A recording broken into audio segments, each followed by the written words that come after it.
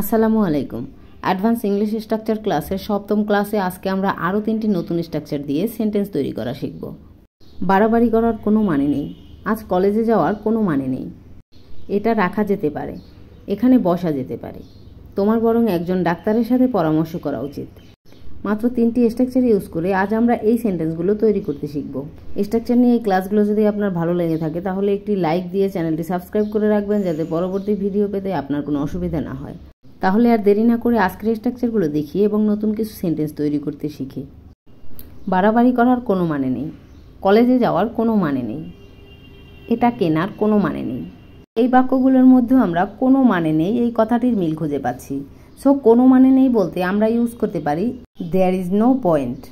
স্ট্রাকচারটি হবে there is no point plus in plus ভার্বের সাথে ING plus object. Let's see the examples. বাড়াবাড়ি করার কোনো মানে নেই। There is no point in exaggerating. There is no point in exaggerating. এগুলো করার কোনো মানে নেই। There is no point in doing them. There is no point in doing them. বাসায় বসে থাকার কোনো মানে নেই।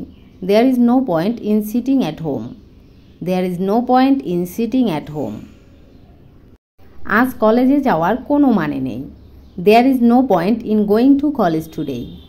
There is no point in going to college today. এত টাকা খরচ করার কোনো মানে নেই। There is no point in spending so much money. There is no point in spending so much মানি।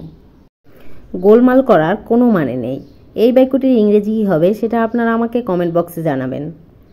এবারে আমরা এই ক্লাসের দ্বিতীয় স্ট্রাকচারটি শিখব। এটা কেনা যেতে পারে, এখানে বসা যেতে পারে, এটা লেখা যেতে পারে। এই বাক্যগুলোতে আমরা যেতে পারে কথাটির মিল খুঁজে পাচ্ছি। সো আমরা ক্যান বি ইউজ করে এই ধরনের সেন্টেন্সগুলো তৈরি করতে পারি। তবে এক্ষেত্রে ক্যান বি এর পরে অবশ্যই ভার্বের পাস্ট পার্টিসিপল ফর্ম হবে। এবারে কিছু এক্সাম্পল দেখে নেই। এটা কেনা যেতে পারে। It can be bought. It can be bought. এটা রাখা যেতে পারে। It can be kept. It can be kept. এটা লেখা যেতে পারে। It can be written. It can be written. এখানে বসা যেতে পারে। Can be seated here. Can be seated here. এটা পড়া যেতে পারে। It can be read. It can be read. এটা খুবই সহজ একটি স্ট্রাকচার ছিল। এই স্ট্রাকচারটি দিয়ে এখন আপনারা নিজেদের ইচ্ছা মতো সেন্টেন্স তৈরি করতে পারবেন। এটা দেখা যেতে পারে। It's for you, let me know in the comment.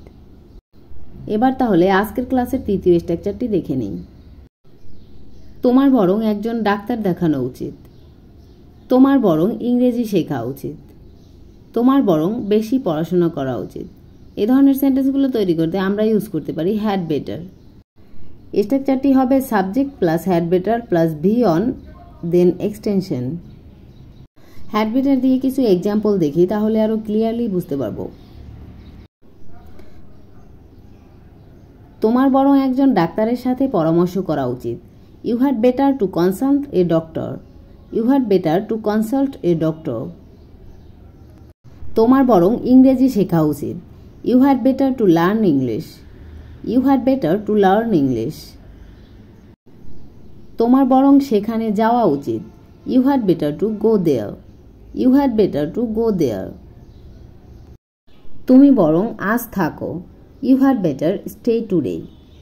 You had better stay today. Now it's your turn.